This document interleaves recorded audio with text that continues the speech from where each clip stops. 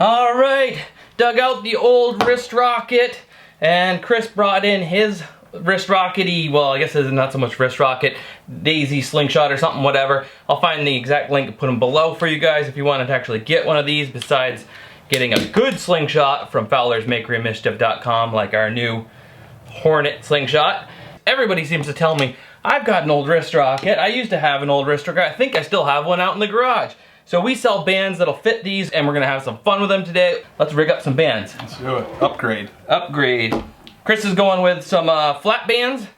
Amber. Amber with a warrior pouch, and I'm going with the tubes that we sell specifically for putting on the wrist rockets.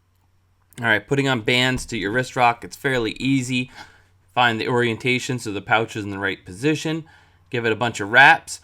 And then the last wrap to go over your thumb and then under your thumb and pull the tail underneath to tuck it, and it becomes tied off. That's called a clove hitch. Do the same thing to the other side. Very easy with the tubes. Tie them right onto the top wrapping over the thumb, tuck it underneath, pull it tight, and then give them a good tugging to make sure that it took and that you didn't do it too loose. Flat bands are a little different. You fold it over the top and you fold it and you tie it on as if you're going to pull it in the opposite direction, and then you fold it back after you're halfway tied on. A bunch more wraps, and the same thing as with the other one. The second to last wrap goes over your thumb, under your thumb, pull the little tail underneath, tighten it up, check it to make sure that it's good to go.